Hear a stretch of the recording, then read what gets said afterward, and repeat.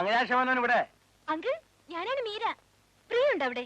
ആ, അവള് കുളിച്ചോണ്ടിരിക്ക, ഇപ്പൊ വരും. മോളെ എപ്പോ വന്ന്? ഞാനിന്ന് മോർണിംഗ് ഫ്ലൈറ്റിലെത്തി. വിമാനത്തിലോ? എത്ര രൂപയോ മോളെ കൂലി?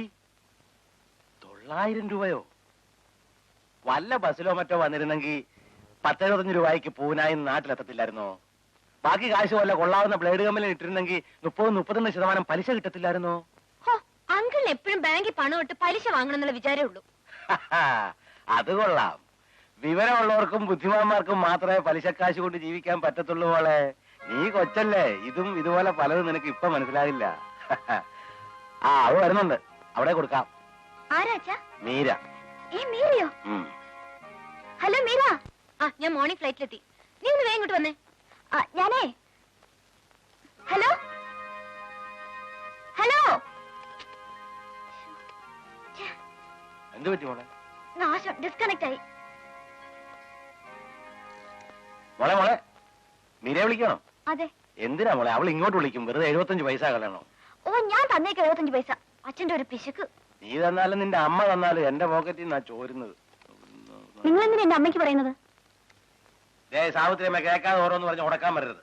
ഞാൻ നിന്റെ അമ്മയ്ക്ക് പറഞ്ഞില്ല, എവിടെ അമ്മയ്ക്കാ പറഞ്ഞത്? ആർക്കാ മോളെ ഫോൺ ചെയ്യുന്നത്? മീരയ്ക്കോ മമ്മി? കട്ടായി പോടി. ഇത് എപ്പോ തന്നെ അങ്ങ് വന്നേക്കാം. നീ അങ്ങ് പൊയ്ക്കളരുതേ. ഓക്കെ. രാവിലെ 75 പൈസ. നിങ്ങൾക്ക് എപ്പോ നോക്കിയാലും ഈ പലിശയുടെയും പൈസയുടെയും കണക്ക് മാത്രമേ ഉള്ളൂ. അതേടി അതെ. ഞാൻ ഇങ്ങനൊക്കെ പിടിച്ചുണ്ടാക്കുന്നോണ്ടാ തള്ളേ മോളും മുതുകു തുറന്ന ബ്ലൗസും സാരിയൊക്കെ കൊടുത്തു നടക്കുന്നത്.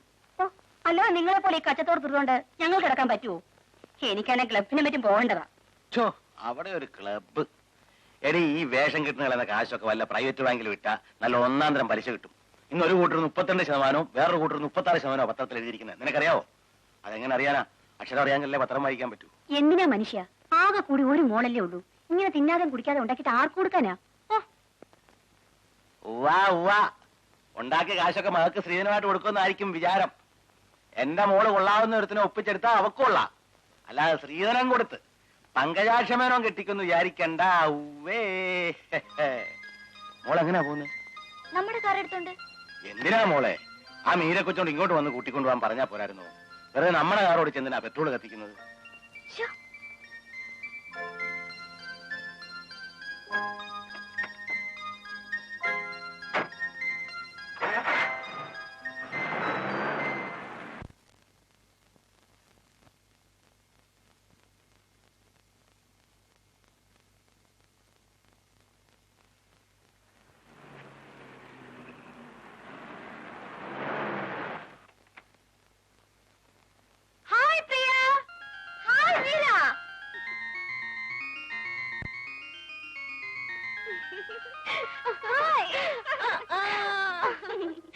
എന്താടി, പൂനെയിൽ നിന്ന് പുറപ്പെടുന്നതിന് മുമ്പ് ഒരു ഫോണൊന്നും ചെയ്തൂടായിരുന്നു?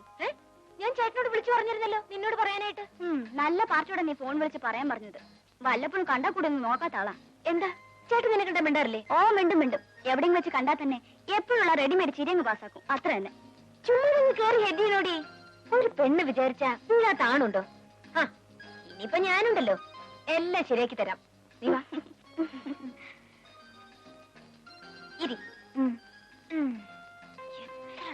ഒന്ന് വിടണേ. നിന്റെ ഷൈ ഇപ്പോഴും മാറിയിട്ടില്ലല്ലോടി. നിന്റെ ആ പ്രകൃതത്തിന് ഇപ്പോഴും ഒരു മാറ്റമില്ല. വല്ലാത്തൊരു സാധനം തന്നെ. എന്റെ ശരീരത്തിലെ അവയവങ്ങൾക്കൊക്കെ ചില മാറ്റങ്ങൾ സംഭവിച്ചിട്ടുണ്ടെന്നല്ലാതെ വേറെ ഒരു മാറ്റവും വന്നിട്ടില്ല. ഒന്ന് പോടി. പിന്നെ എന്തൊക്കെയുണ്ട് വിശേഷങ്ങൾ? ഓ, എന്ത് വിശേഷം? അല്ല, നിന്റെ മൂത്രേന്റെ പിശുക്ക് ഇപ്പോഴും കണ്ടിന്യൂ ചെയ്യുന്നുണ്ടോ? ഫോൺ കോളിന് 75-ന് 1 രൂപ ആക്കിയോ? മതി വാരിയത്. പിന്നെ എന്തൊക്കെയുണ്ട് പൂനെയിലെ വിശേഷങ്ങൾ? ഇൻസ്റ്റിറ്റ്യൂട്ടിൽ കാണാൻ കൊള്ളുന്ന ആമ്പിള്ളേർ ഉണ്ടായിരുന്നോടി? ഹേയ്, പൂനെയിലെ വരണ്ട ക്ലൈമറ്റ് പോലെ തന്നെയാ അവിടുത്തെ ആമ്പിള്ളേരും. ഫൈനൽ ഇയറിൽ എന്റെ റൂംമേറ്റ് നീതു സിംഗ് ആണെങ്കിൽ ഭയങ്കര ബോറിംഗ് പാർട്ടി. ഒരു ഫൈറ്റൻ സാധനം. തിന്നുക, പഠിക്കുക, ഉറങ്ങുക, നോ അതർ ആക്ടിവിറ്റീസ്. പിന്നെ അല്പം റിലീഫ് ഉണ്ടായിരുന്നത് ഒരു ബാംഗ്ലൂർക്കാർ രാമേശ്വരി ആയിരുന്നു. അവള് നല്ല ജോക്ക് അടിക്കും. എടി, എന്തൊക്കെ പറഞ്ഞാലും നമ്മുടെ കോളേജ് ഹോസ്റ്റൽ ലൈഫ് പോലെ അവിടെ ഒരു ത്രില്ലിംഗും ഇല്ലടി. പിന്നെ നമ്മുടെ ഹോസ്റ്റലിലെ ഫ്രണ്ട്സിനെ വല്ലവരും കാണാറുണ്ടോ? ഇല്ല. നിനക്ക് ഓർമ്മയുണ്ടോ നമ്മളന്ന് സിനിമ കഴിഞ്ഞ് വന്നപ്പോ വാച്ചർ അസീസ് നമ്മളെ പിടിച്ച് വരട്ടിയത്? പിന്നെ അയ്യോ, ഗേറ്റ് പൂട്ടി കളഞ്ഞിട്ടോടി.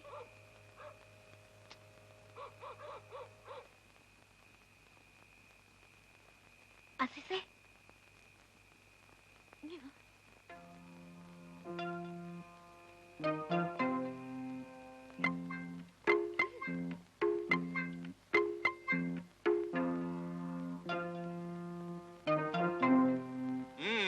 ഈ ഗേറ്റ് ഒന്ന് തുറക്ക്. നിങ്ങൾ വന്നാൽ കയറ്റി വിടരുതെന്നാണ് മേറ്റം പറഞ്ഞിരിക്കുന്നത്. എന്താ കാര്യം? എവിടെ പോയാലും 6 മണിക്കൂർ മുമ്പ് ഇവിടെ എത്തണമെന്നല്ലേ ഇവിടത്തെ നിയമം. നിയമമൊക്കെ ശരിയാ. മാറ്റിക്ക് കറണ്ട് പോയി, പിന്നെ 1 മണിക്കൂർ കഴിഞ്ഞാ കറണ്ട് വന്നത്. അതാ വൈകിയത്. എന്റെ പൊന്ന അസീസല്ലേ, ഒന്ന് തുറക്ക്. ഇതൊന്നും എന്റെ അടുത്ത് വേണ്ട. നിങ്ങൾ കയറ്റുണ്ടെന്നാണ് മേറ്റം പറഞ്ഞിരിക്കുന്നത്. എടോ കാക്ക, താൻ ആ മേറ്റിന്റെ തടി കണ്ട് വാല് പൊക്കിയാലുണ്ടല്ലോ, തന്റെ മുഖത്തിന് ഷേപ്പ് മാറ്റിക്കളയും. തുറക്കാ ഗേറ്റ്. ഞാൻ തുറന്നാലും ഇല്ലെങ്കിൽ ഞങ്ങൾ അകത്ത് കയറും. ഈ മതിലൊക്കെ ചാടാനേ ആമ്പിള്ളേര് മാത്രമല്ല, ഞങ്ങൾ വിചാരിച്ചാലും നടക്കും. അത് കണ്ടാലറിയാം മതിലേട് വന്ന്. തമ്പി തുറക്ക്. ഓരോന്ന് പാരാക്കി കയറി വരും മനുഷ്യൻ മെനക്കെടുത്ത.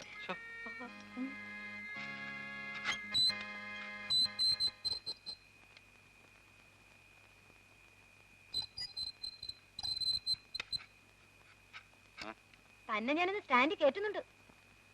ഓ, ഇനിയിപ്പൊ അതിന്റെ കുറവേ ഉള്ളൂ.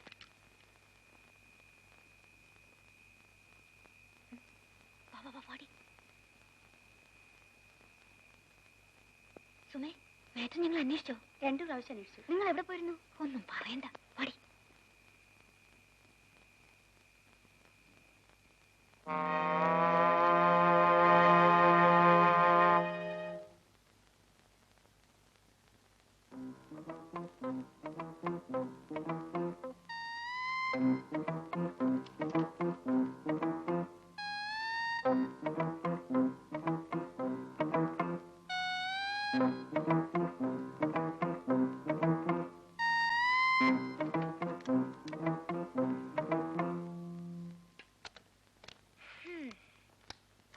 രക്ഷപ്പെട്ടു.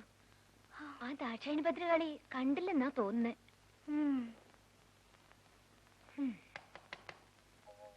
ആരാടി?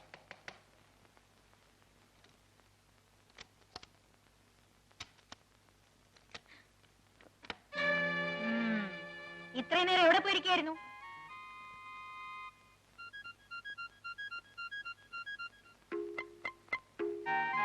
സിനിമയ്ക്ക് പോയി. മാറ്റിക്ക് പോയാ ഫസ്റ്റ് ഷോയും കഴിഞ്ഞിട്ടാണോ വരുന്നത്? കാസിനോയിൽ റേപ്പ് ആൻഡ് റിവെഞ്ച് കളിക്കുന്നുണ്ട്. ഫസ്റ്റ് ഷോ ആ പടം കൂടി കണ്ടാ കൊള്ളാന്നുണ്ടായിരുന്നു. രാത്രിയിൽ ഇങ്ങനെ റേപ്പ് ആൻഡ് റിവെഞ്ചും കണ്ട് നടന്നാലേ ചിലപ്പോ ആമ്പിള്ളേര് റേപ്പ് ആൻഡ് റിവെഞ്ചും ഒക്കെ നടത്തിയെന്ന് വരും. പല പ്രാവശ്യമായി ഞാൻ നിങ്ങൾക്ക് വാണിംഗ് തരുന്നു. നിങ്ങളെ ഇവിടെ കയറ്റിവിടണമെന്ന് ആഫീസിനോട് പറഞ്ഞതാ. ഈ ഹോസ്റ്റലിൽ തോന്നുമ്പോ വരികയും പോവുകയും ചെയ്യാൻ നിങ്ങൾക്ക് മാത്രം എന്താ ഒരു പ്രത്യേക നിയമം? പണത്തിന്റെ ഹുങ്കുണ്ടെങ്കിലേ അത് കയ്യിൽ തന്നെ വെച്ചാ മതി. ഈ രാത്രി തന്നെ 2 ഇവിടുന്ന് ഇറക്കി വിടേണ്ടതാ. പക്ഷെ ഞാനൊരു പെണ്ണായതുകൊണ്ട് അത് ചെയ്യുന്നില്ല. നാളെ രാവിലെ 2 പെട്ടിയും തൂക്കി സ്ഥലം വിട്ടോളണം. നിങ്ങളെ പോലുള്ള അലവലാദികളെ താമസിപ്പിക്കാൻ പറ്റൂല ഇവിടെ. I don't want your explanation.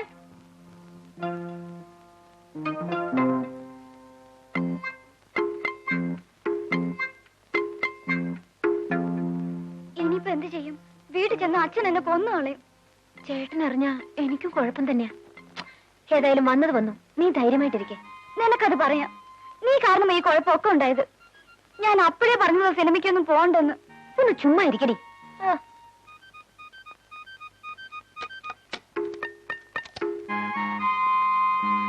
നീയും വിഷമിക്കായിരിക്കും പെണ്ണേ. നാളെ നേരം വെളുത്തിട്ടല്ലേ. നീങ്ങി വന്നേ, ഒരു ഐഡിയ.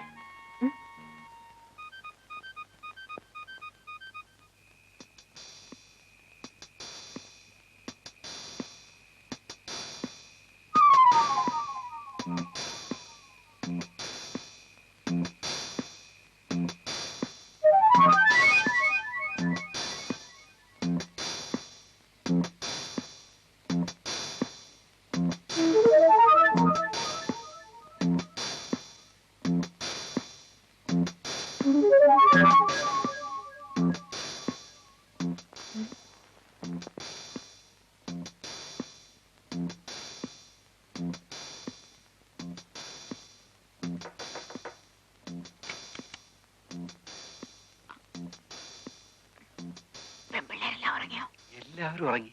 അതെല്ലാം നോക്കിയിട്ടല്ലേ ഞാൻ വന്നത്.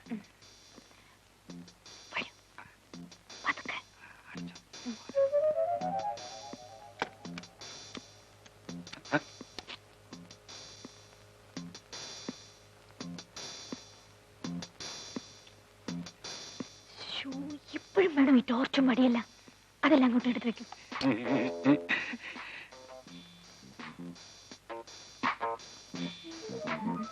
വേണ്ടടി, ആടി.